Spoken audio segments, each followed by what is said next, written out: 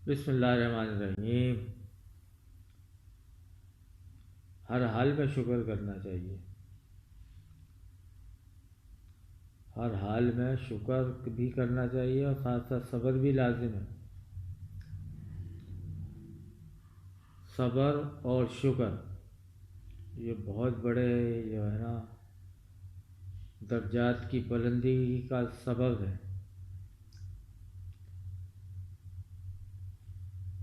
لیکن اگر اور مگر، چوں اور چاں بہت ہوتی ہے۔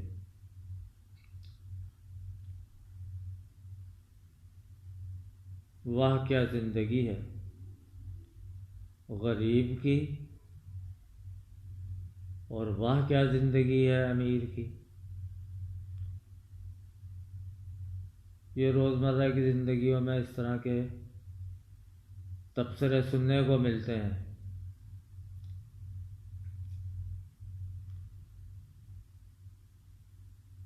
غریب کی زندگی اور امیر کی زندگی، زندگی تو ایک ہی ہے، لیکن فرق جو آ گیا وہ لائف اسٹائل میں آ گیا۔ لائف اسٹائل، زندگی گزارنے کا طریقہ کار، طرز عمل، اس میں فرق آ گیا ہے۔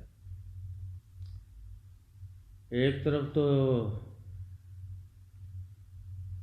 جیسے کہ دیکھو یہ کمبل ہے نا، کمبل، یہ سردیاں ہیں اس وجہ سے میں نے اوڑھ رکھا ہے، بہت سردیاں شدید ہیں اس وقت۔ اور یہ دیکھیں یہ ہیٹر رکھا ہوا ہے، ہیٹر بند پڑا ہوا ہے، بند۔ تو جناب یہ ہیٹر اس لیے بند ہے بل کے وجہ سے، بل کا خوف کہ بل زیادہ نہ آ جائے۔ ہم کتنی ہی احتیاط کر لیں لیکن بل تو آئے گا وہ بھی زیادہ۔ اور بل پر مجھے یاد آیا کہ ایک غریب آدمی کا تو بجلی کا بل دیکھ کے ہارٹ اٹیک ہو گیا۔ غریب تھا، پہلے ہی ٹینشن و فکرات میں مبتلا تھا،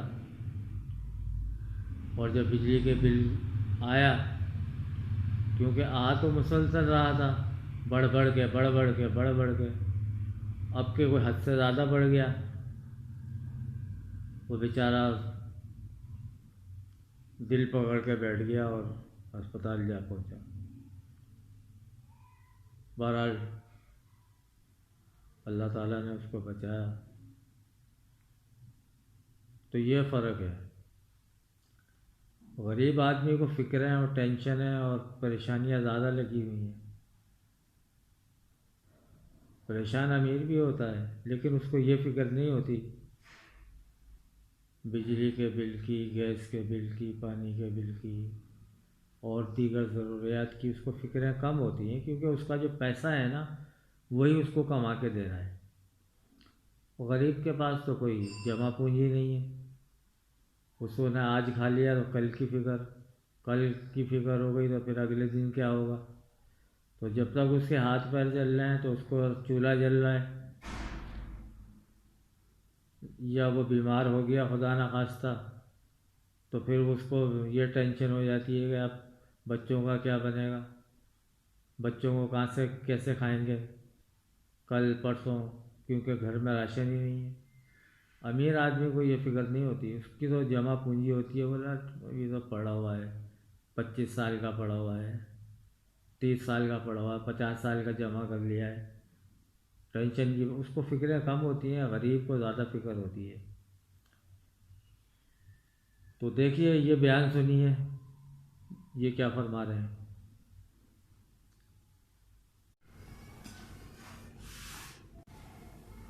آپ یہ بتائیں کہ غریب آدمی کی بے بسی اور امیر آدمی کی بے فکری، اس کے پیچھے کیا معاملے ہیں؟ میں آپ کو سمجھنا چاہتا ہوں۔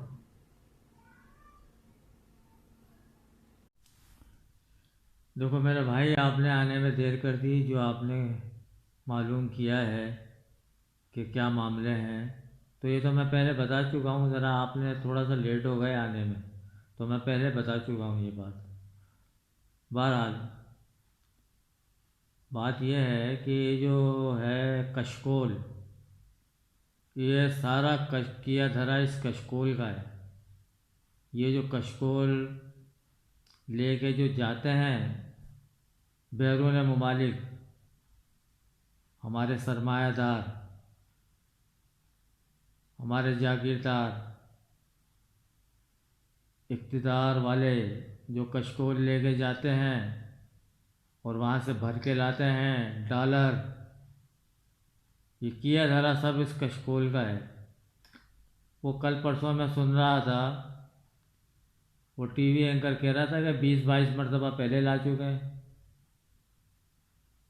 بھر بھر کے ڈالر، اور جب وہ ڈالر دیتے ہیں تو اپنی شرائط پہ دیتے ہیں کہ جو ہے وہ غریبوں کا خون پینا، مزدوروں کا، غریبوں کا خوب خون پینا۔ تو جب ان کی شرائط مانی جاتی ہیں اور ٹیکس لگایا جاتا ہے تو غریب بیچارہ مصیبت میں پھنس جاتا ہے مزید۔ تو اللہ سے دعا ہے کہ اللہ تعالیٰ ان کا یہ کشکول توڑ دے، تاکہ ہمارے لیے آسانی ہو جائے، غریبوں کے لیے۔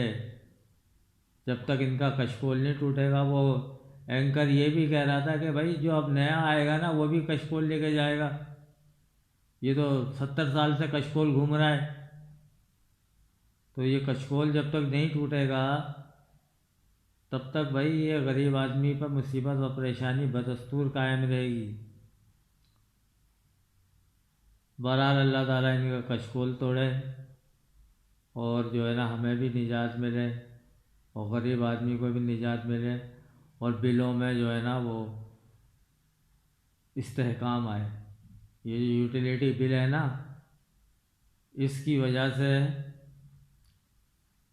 بہت زیادہ فکر لاحق ہے۔ بہرحال اللہ سے دعا ہے کہ اللہ تعالیٰ جو ہے اس ملک میں خیر خواہی، بھلائی، برکتیں اور رحمتیں نازل فرمائے اور ان کا کشکول ٹوٹ جائے، آمین۔